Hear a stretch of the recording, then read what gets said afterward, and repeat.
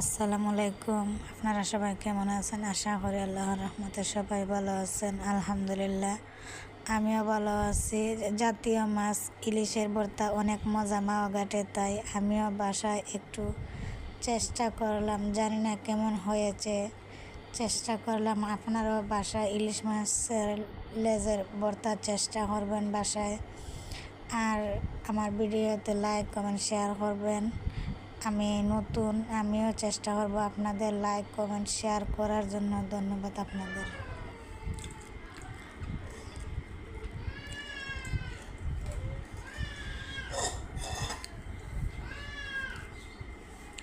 তোরা উড়াইমো আমার তো এমনি ভিডিও শো উঠাইতে পারে, তেমনি আলাদা পাবো কেমনে উঠাবো দেখিস পরে পরে দেখে ওই খামটা শেষ হলে আমি এই খামটা করতে পারবো। পরে দেখতাম